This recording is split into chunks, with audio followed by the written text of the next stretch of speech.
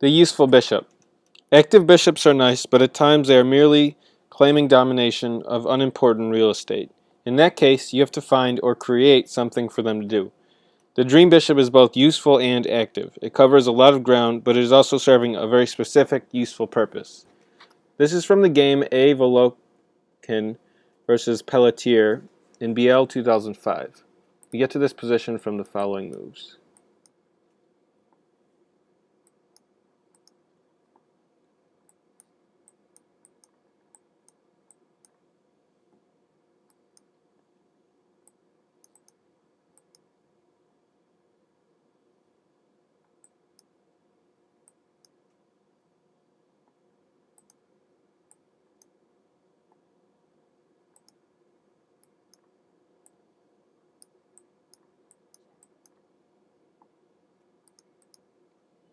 White's dark squared bishop is active in that it eyes two diagonals, from G1 to A7 and C1 to H6. However, the G1 to A7 diagonal is blocked. The B6 pawn is a rock. And the C1 to H6 diagonal has nothing to do with the battle for central dark squares. The D6 square in particular is screaming for the bishop's attention. In other words, it's active but not performing a useful function that relates to the other imbalances in the position. Of course, White's potential dark square control is offset by the weak pawns on the C file. So Black has his chances too. Nevertheless, even if the chances are more or less balanced, it's still up to White to pose problems for his opponent by milking his positive imbalances for all they're worth. After 26 minutes thought, Grandmaster Volokin, who's playing White, played the most principled move, bishop to C1, exclaim. Heading for A3 and ultimately D6. Now Black has to be very careful that his king doesn't get stuck in the center, E5, exclaim. This fine move stops E4, E5 ideas and also chases the queen off its powerful central post. Worse for Black were Queen C5, question mark.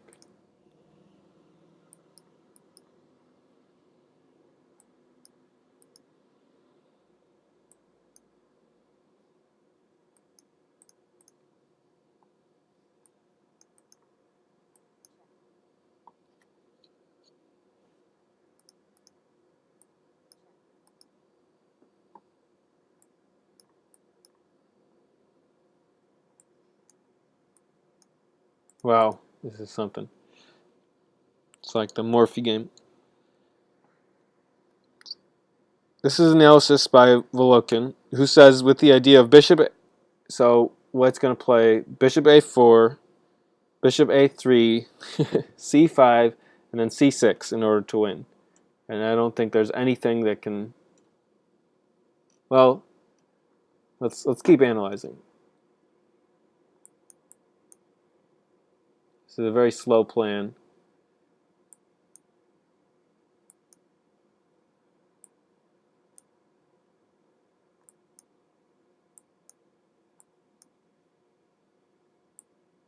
I think this does not work for Black. Check. And that's game over. The rook can't take the pawn. The bishop can't be captured. And that's maybe this.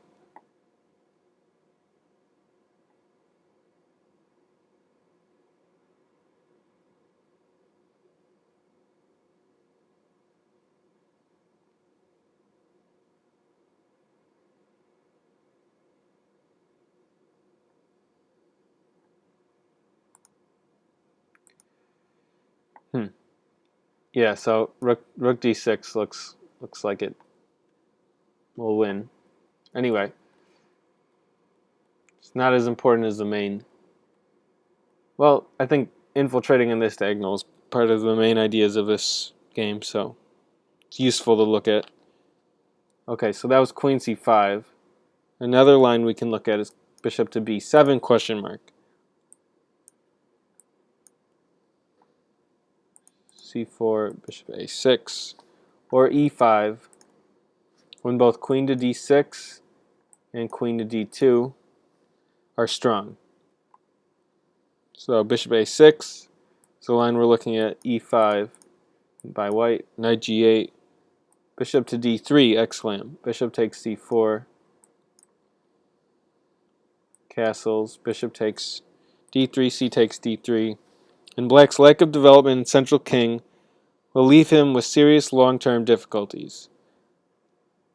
The sample line is knight e7, rook ac1, knight c6, or queen b8, in which case white will play takes, queen takes here, rook c1, queen b7, queen to g4. And white can't castle because the knight will be captured. Sorry, black can't castle. Knight f5, queen to e4, queen to b8. So even with the queen trade, white's still crushing with their piece activity. Queen c4, and black's problems remain. So it's hard to just deal with the threat of check. Well, yeah, just checkmate. So, and something like this.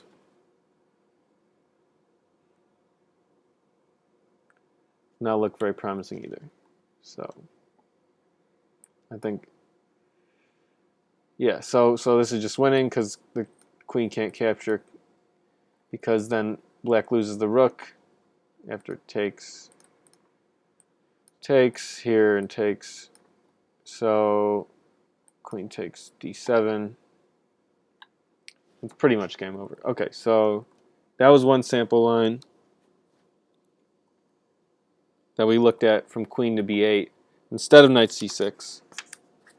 It's very useful when the computer remembers all the moves. It's much harder to go through this over the board because you have to, you literally have to reset up a lot of the positions, and it's much easier to go through it on the computer or watch it online.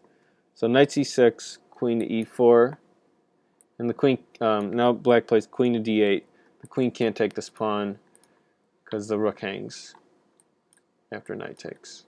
Actually, that's mate. So, okay, queen to d8, d4, and black is left with an unenviable defensive task. Okay, so those are some cool lines. But the main move that black played in the game was e5, exclam. Queen to d2.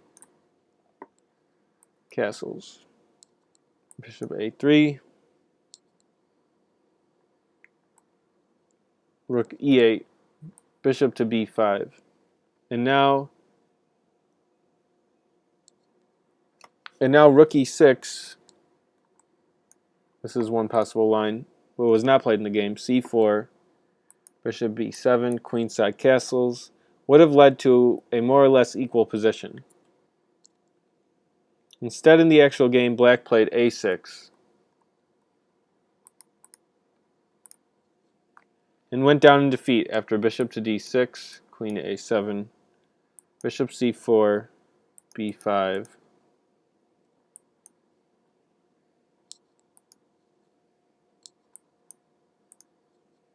Doesn't look too bad for black right now, but we'll see.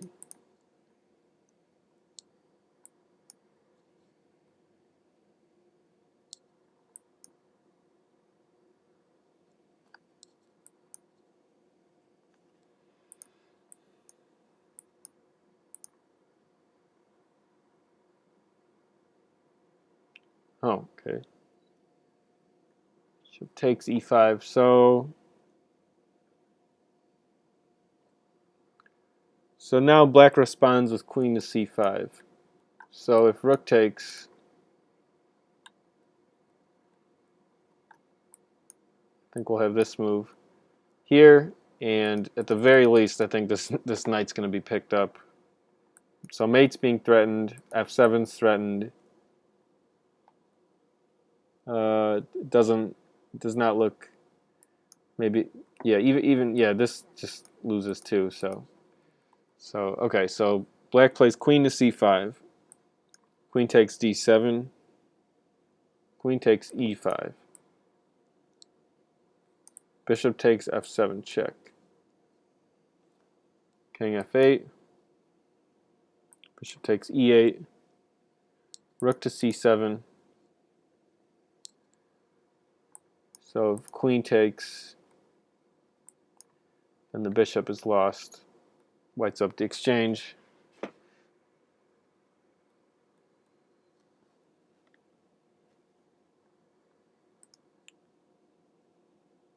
Now if queen takes, the rook hangs on c7.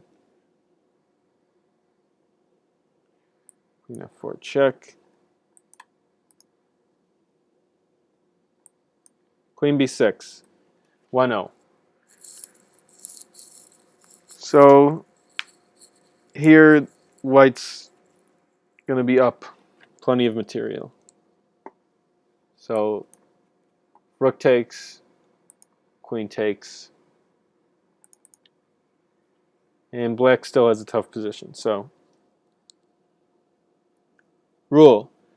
While an active bishop might look good, a useful bishop trades style for substance and addresses the deeper needs, both dynamic and defensive, of a position. Okay, so that's for the next example, but for this lecture, I think the important point is the maneuver and the weakness of the d6 square, getting the bishop to d6, and how it played a useful part in tying black down and keeping white's pieces active. So.